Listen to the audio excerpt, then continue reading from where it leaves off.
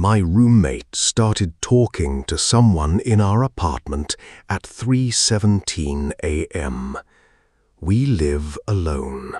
The first time I heard the voice, I thought Adrian was talking on the phone. It was exactly 3:17 a.m. I know the exact time because I checked my phone the second the whispering woke me up. At first, I ignored it. My roommate stayed up late sometimes, gaming or watching random conspiracy videos, so hearing him awake wasn't unusual.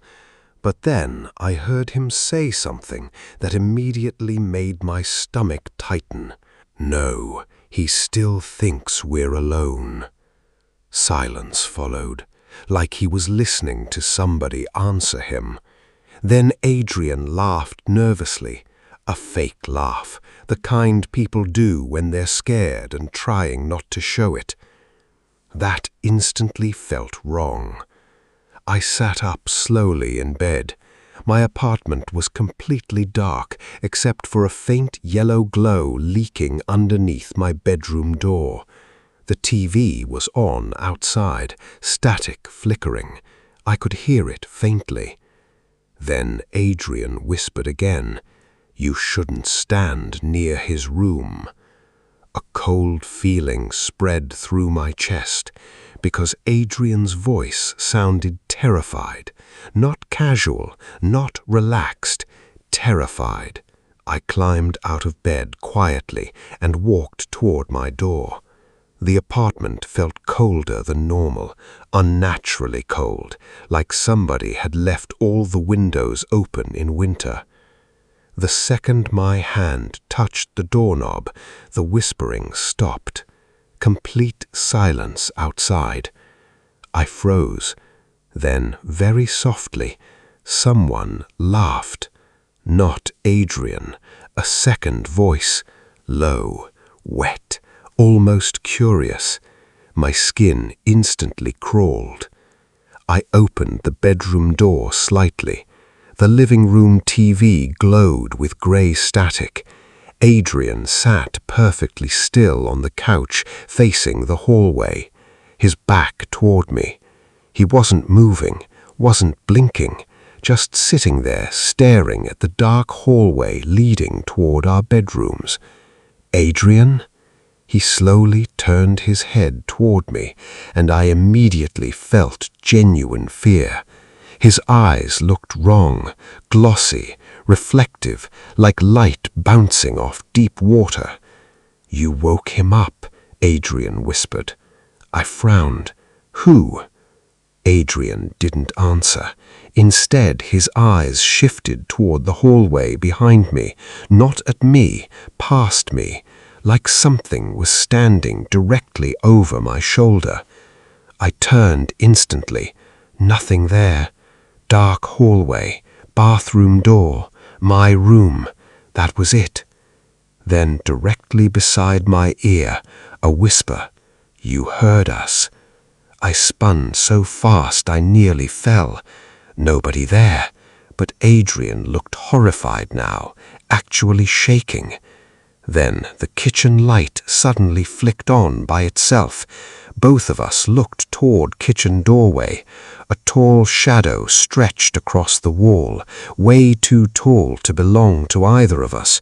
The proportions were wrong, head nearly touching the ceiling, arms hanging too low, and it wasn't casting from anything visible. There was no body creating it, just the shadow itself. Adrian immediately stood up. Don't look at it too long. What the hell is happening? He didn't answer. The kitchen light switched off. Darkness swallowed the apartment again. Then came footsteps, bare footsteps, slowly walking across the kitchen floor, toward us. But there was nobody there, just footsteps, one at a time, soft, wet, like bare skin against hardwood. Step, step, step, closer, closer, closer, until the footsteps stopped directly outside my bedroom door. Silence. Then my closet creaked open behind me, very slowly. I turned. Darkness inside the closet somehow looked deeper than the room itself, and something inside whispered, "You left it unlocked." I slammed the closet shut instantly. Something hit the other side hard enough to shake the door. Adrian screamed. The apartment lights exploded off. Total darkness. Then every air vent in the apartment started whispering at once. Men, women, children, dozens of overlapping voices speaking too fast to understand, like people trapped inside the walls. Then, underneath all those whispers, one deep voice calmly said, "Don't let them sleep." I grabbed my flashlight phone and aimed it around the living room. Nothing visible, but the whispers immediately stopped. The silence felt worse. Then Adrian quietly said, "It likes it when people panic." "What likes it?" He looked toward the ceiling and whispered, "The thing inside the vents."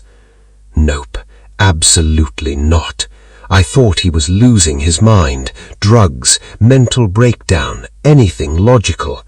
Then something moved above us. Fast, heavy movement crawling through ceiling vents, metal rattling violently, traveling from kitchen toward living room, toward us. The vent above the couch suddenly dented downward, like something heavy was pressing against it from inside. Then fingers slowly pushed through the metal holes, long black fingers, too thin, too many joints. I stumbled backward in horror. The vent burst open. Something dropped into the darkness beside the TV. Not fully visible, just movement. Fast, crawling movement. Adrian immediately covered his eyes. "Don't watch it move." "What is that?" "It copies people." My stomach dropped.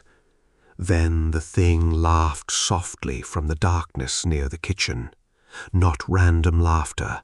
It perfectly copied my laugh. Exact voice, exact tone. Hearing your own voice come from somewhere else does something horrible to your brain. It feels deeply wrong, like reality slipping sideways. Then it spoke again, using my voice. "Daniel." I nearly threw up. The thing moved again, too fast for flashlight beam to catch clearly, crawling across walls, across ceiling, upside down, then stopping directly above us. The apartment ceiling creaked softly, and liquid started dripping down. Black liquid, thick, warm. One drop landed on my arm. It smelled rotten. Then Adrian whispered something that made everything worse. "It usually stays inside the walls." Usually. Fantastic. Then came knocking from inside the apartment walls. 3 knocks, pause, 3 more. Different walls answering each other. Bedroom wall, kitchen wall, bathroom wall, like multiple things communicating through pipes and vents. Then all apartment doors slammed shut simultaneously. Boom, boom, boom. The entire building went silent afterward. No neighbor noise, no traffic outside, nothing. As if the whole world outside apartment had disappeared. My phone suddenly vibrated. Unknown number. I answered instantly. Static. Then a terrified woman whispered, "Is it inside your apartment too?" Call disconnected. What the hell was that? Adrian looked sick. That's how it finds new rooms. Then something knocked softly from the other side of our front door. Not walls, not vents. Front door. 3 slow knocks. Knock, knock, knock. We both froze, because nobody should have been outside. It was nearly 4 in morning. Then a little girl's voice came through the door. "Can you let me in?" Adrian started panicking instantly. "No, no, no, no!" "What?" "It mimics injured people first." The little girl outside started crying, soft, desperate crying. "Please." Then her voice suddenly changed, deeper, older. "Open the door, Adrian." Adrian looked like he might faint, because that was his dead mother's voice. Then every vent in apartment began laughing, not loud, quiet laughter, dozens of overlapping laughs echoing through the walls.